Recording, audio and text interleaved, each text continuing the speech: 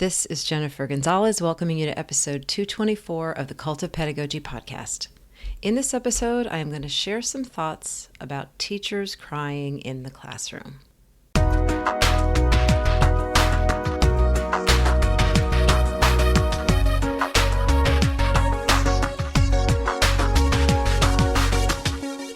The day it happened to me was in my fourth year of teaching. I was in a new 7th grade language arts position, one I'd started in January after a teacher retired mid-year. So I hadn't had enough time yet to build the relationships that are the foundation of my approach to classroom management. That day, I was trying to get my second period to do an activity where small groups had to do some kind of sorting with a set of small cards, pieces of cardstock with words on them that I had spent way too long the night before cutting out and organizing into envelopes for each group. It wasn't going well. I had given what I thought were clear instructions, but once I told them to get started, several groups seemed to just be socializing and not following instructions with the cards. In one group, 2 students tried diligently to start the activity while their teammates stared off into space. A guy in the back grabbed a girl's purse, causing her to squeal flirtatiously and start hitting his arm. I was getting frustrated. To make matters worse, I was feeling particularly raw for some reason that day. Maybe I was sick or worried about something or short on sleep or all of the above. As I tried to get them back on track, I found myself getting in my head.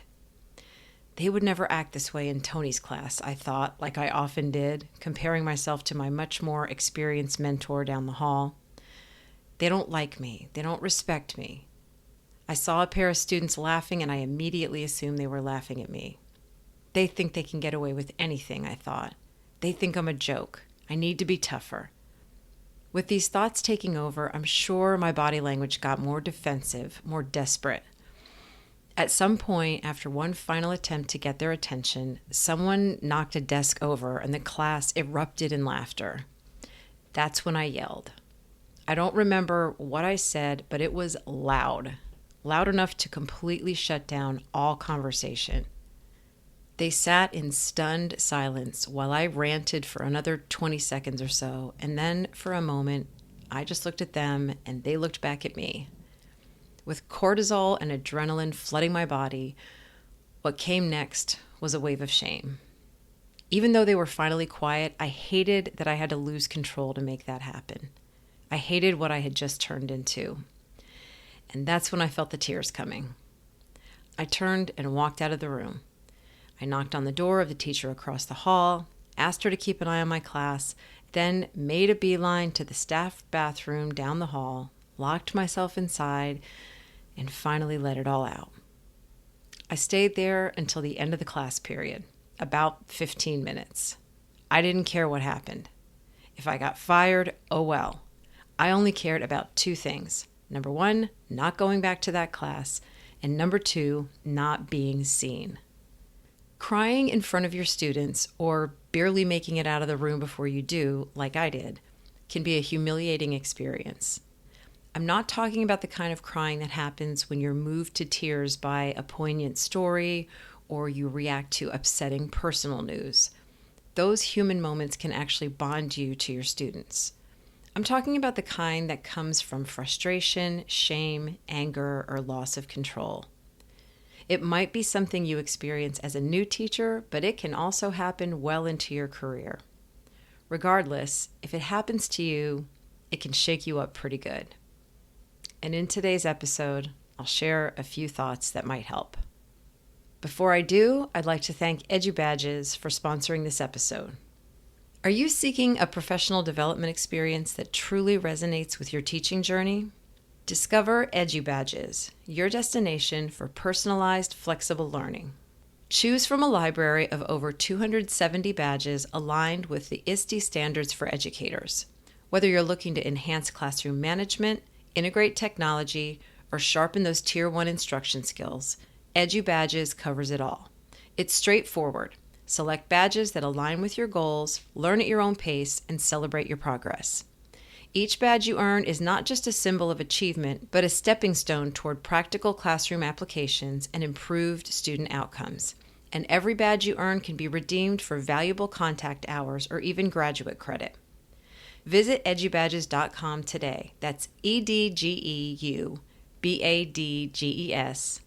And use the code CULT for $20 off a premium account. Join EduBadges now, where your passion for teaching meets the joy of learning. Support also comes from EverFi. Everyone remembers that teacher. The study hall teacher who walked you through your first college application, the social studies teacher who taught you what taxes were and how to file them, the math teacher who used student loans to show you how interest worked. You can be that teacher, and EverFi wants to help you make that kind of impact with free digital lessons for K-12 students. From budgets and banking to credit and savings, you'll find a financial literacy topic that's right for your classroom. And especially during April, Financial Literacy Month, there's no better time to equip students with smart decision-making around finances. Learn how you can share these free resources with students and give them a financial foundation that lasts a lifetime. Just go to cultofpedagogy.com/everfi. That's cultofpedagogy.com/EVERFI. Okay, let's start with this question. Is crying in front of your students a bad thing? The answer to this is complicated, and not everyone agrees on it. And again, I'm only talking here about the kind of crying that typically comes from a classroom management issue. Personally, I think if it's a one-time thing, it's not the end of the world. It happens to a lot of us. I went over to Reddit, and I went to this teacher's subreddit, and I did a search for the phrase, "I cried." If you want to see what I found, just come over to Cult of Pedagogy, click on podcast, go to episode 224. I've got a link to the results that I got. I found page after page of personal stories from teachers who had broken down in class, and each one of these was followed by dozens of responses from other teachers who are basically saying, hey, it's okay, it happens. Teaching is an incredibly overwhelming job, and it tests our emotional strength daily. You really need a thick skin to survive. Many of us don't develop that thick skin right away. And in some cases, an instance of crying in front of students may have a silver lining. In a surprising number of stories, when student behavior causes a teacher to cry, the students often feel remorseful afterwards. In another Reddit thread, many people who told stories about making their teachers cry felt terrible after it happened. In some cases, the incident ultimately improved their relationship with the teacher, and in other cases, students got mad at the classmates who caused the problem, and they stood up for their teacher. But there can also be negative professional consequences. If you cry in class more than once, especially if the incidents are relatively close together, it can signal an inability to handle your job. This can make students feel uneasy, and it can hurt your reputation with your colleagues and bosses.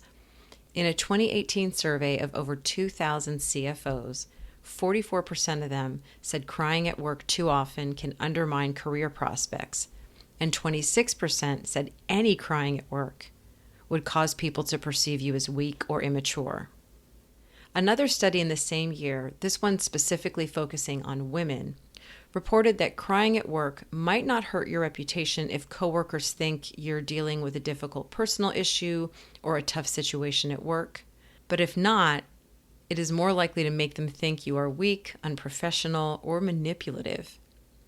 While these studies both come from a broader corporate sampling, it's not far-fetched to believe they might parallel how school leaders feel. While this may seem unfair, it also might actually affect how you're treated at work. And I can say from experience that it definitely doesn't feel good to do it. So after it happened to me, I was pretty motivated to not let it happen again. The bottom line here is that if your teaching job is making you cry frequently, at school especially, it's a sign that something needs to change. Maybe you work in an incredibly toxic school with ineffective leadership. The solution might be to switch to a new school. Maybe you're under an unusual amount of stress outside of work, and a change in those circumstances might fix the problem. Maybe the demands placed on you in your current role are too much, and those need to be addressed. It could very well be that teaching just isn't for you. Or maybe with a better understanding of why you're brought to tears, which we'll talk about next, and a few changes to your approach and mindset, you can learn to weather the challenging moments of teaching with more emotional stability. So let's talk about why it happens. Obviously, every person's situation is unique, but when I reflect on my own experience and stories I've heard from other teachers, and over on the post, I link to a few more Reddit threads where teachers share their personal stories, I see some common threads. The first is taking things personally. In many stories, the teacher in question convinces themselves that undesirable behavior is a reflection of how students feel about them. When we let our thoughts go in this direction, it's easy to get our feelings hurt. And sometimes the students actually tell us we are the problem. So in those cases, it's pretty hard not to get emotional. Another reason is feeling disrespected. The ego can be such a powerful force in this job, and if we let our internal monologue tell us that we aren't being treated with respect, it can send our egos into defense mode. I mentioned my colleague Tony earlier.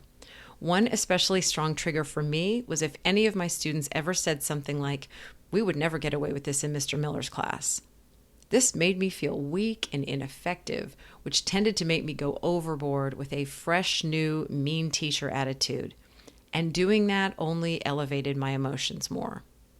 Another factor that can contribute to crying is overwhelm. In so many cases where teachers end up crying, it happens when they're completely overwhelmed by demands on their time and attention. And often these are urgent, right this minute kinds of demands. Someone needs help at the same time as two students start fighting and the technology glitches, and then there's a loud crash across the room. While this overload can lead to anger or shutting down completely for some teachers, for others, a natural emotional response is to cry. And finally, shame. Feeling incompetent is awful. In some teachers' stories, the thing that made them cry was when an out-of-control class was observed by an administrator or colleague. The tears accompanied the wave of embarrassment and shame that followed. For me, seeing evidence that I had messed up in my planning and I had awful classroom management and my students were laughing at me, all contributed to that feeling of shame. So now that we've looked at some reasons why it might happen, let's move into some strategies that can help you stop yourself from crying in front of your students if that is something that you're trying to reduce or avoid. Number one, pay attention to early signs. A big part of preventing a cry is to notice the moment when your emotions start to feel even the slightest bit elevated. This might look like mild irritation toward a student, a feeling of having too much to do and not enough time, or being frustrated when something isn't working, like a piece of technology or a classroom activity. When these tensions start, they can quickly pile onto each other and build into something bigger. So this is the time to take action by using one of the other strategies I'm going to talk about. Number two, regulate your emotions. Once you realize your emotions are elevated, getting yourself out of that activated state is essential. There are lots of ways to calm yourself down, taking slow, deep breaths, counting to 10, or going for a short walk if you can get someone to cover your class. If you can do one of these things and they work, great. If not, here's another idea. When I felt like my students were starting to get out of control and I was feeling anxiety building inside me, a technique that worked every single time was to stop teaching, sit in a chair at the front of the room, open a notebook to a blank page, and start writing. Within a minute, this calm, simple act would silence the whole class because they had no idea what I was doing, and my sudden stillness caught them off guard. Meanwhile, here's what I was doing in my notebook. I'd usually start by venting my frustrations, writing down things I should probably keep to myself. As I wrote, I felt my adrenaline and anxiety dropping, my breathing becoming slower, my sense of self-control returning. Then I would often switch tactics. I'd start looking around the room and writing down things that had actually gone well in the last few minutes, whether it was the groups who did in fact attempt to do the activity as planned, the folder on my desk of makeup work one of them had just handed in minutes before I lost it, or the funny thing another one had said at the beginning of the hour. In between short bursts of writing, I'd breathe and look around the room, taking in all their faces and mentally noting all the ones who really hadn't caused any trouble at all. Every time I did this, I was surprised to discover that what I thought was an out-of-control class was actually more like 3 or 4 kids who were giving me trouble, another handful that were merely distracted by the show, and a whole lot more who were mostly just waiting for things to get back to normal. That's the sound my brain would make upon realizing this. After just a few minutes of writing, I would close my notebook, talk calmly to my students about where things went wrong and what I'd like them to do next, and continue on with my plan for the day. Most of the time, this all went down without a single disciplinary action on my part, and I definitely didn't cry. The third strategy is tell yourself a different story. When my second period class started going off the rails, I told myself a story about the situation that made it much worse. That students didn't like me, that they didn't respect me, that they thought they could get away with anything. And once I had that narrative in my head, all I saw was evidence that supported it. Once I started to become aware of the idea of stories we tell ourselves, I noticed that this kind of thing happened all the time, outside the classroom too. So a technique that has worked well to help me address this problem is cognitive reframing, which is changing the story you tell yourself about something you're currently experiencing or something that has happened in the past. So instead of the narrative in my head that day, I could have told myself something like, this activity really isn't working. I probably should have modeled how to use the cards before I had them get into groups. Had I told myself this much more neutral story, I would have been a lot more likely to stay calm. If you'd like to explore this idea further, I recommend 2 of my friend Angela Watson's books. The first is called Awakened: Change Your Mindset to Transform Your Teaching, and the other is called Unshakable: 20 Ways to Enjoy Teaching Every Day, No Matter What. Both books offer tons of insights and guidance on how teachers can work with their mindset to make teaching a lot more enjoyable. And in the blog post over on cultofpedagogy.com, I will share links to both of those. The fourth strategy is move into third person. In order to tell yourself a different story, you have to be aware that there is a story to begin with. When you're feeling emotionally triggered, it can be incredibly helpful to take one step away from yourself mentally and think of yourself as an observer of your own mind, rather than letting your emotions dictate how you interpret a situation. I first heard of this technique from world-renowned spiritual teacher Eckhart Tolle in his best-selling book, A New Earth. He describes how liberating it can be to understand that there's a difference between your thoughts and reality, that many people create a lot of unhappiness for themselves because they believe their interpretation of life's events is an accurate reflection of what's actually happening. If you can learn to see your own mental filter as its own separate entity and just observe your thoughts more objectively, it can lead to a happier existence. Let's say you're teaching a class where students are all on devices and something goes wrong with the software you're using. While your first thought might be, this lesson is a disaster. I hate using tech. I don't know what I'm going to do now. You could take a mental step back and think, wow, I'm really having a strong reaction to this. I think I'm panicking because I don't want to lose valuable class time. If I freak out, it probably won't make it better, so let me think about an alternate plan in case the tech issue never gets resolved. Another way to achieve almost the same result is to pretend you're an actor in a movie.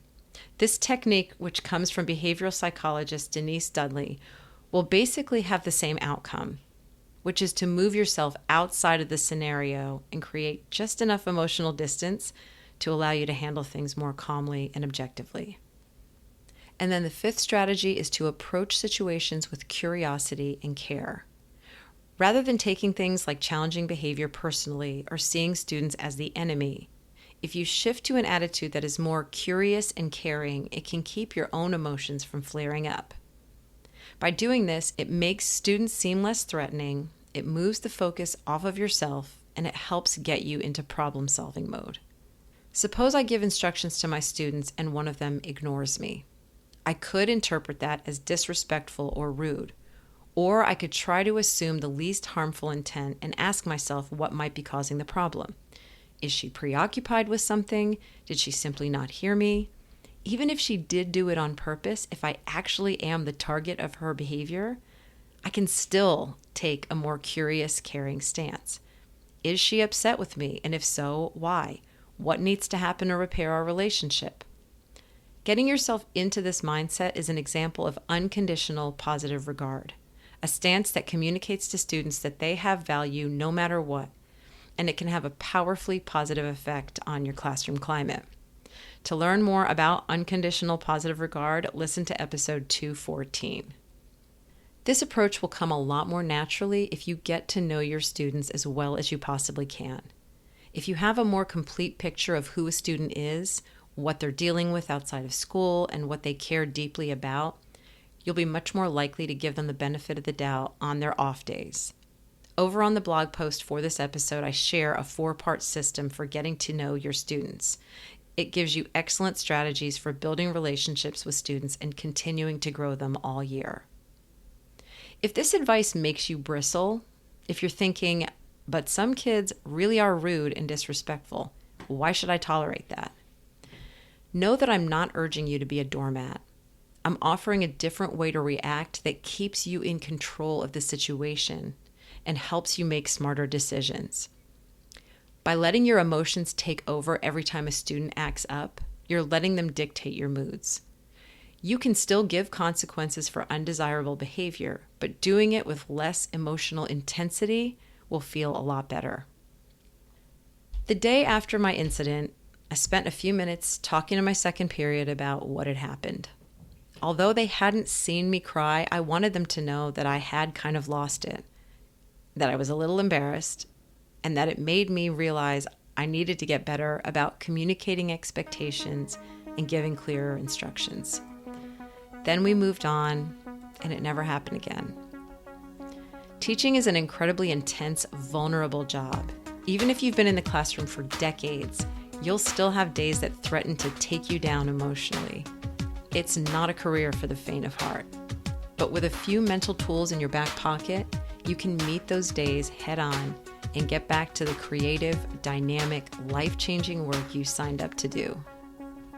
To read a written version of this episode and find links to all the resources I mentioned, visit cultofpedagogy.com, click podcasts, and choose episode 224.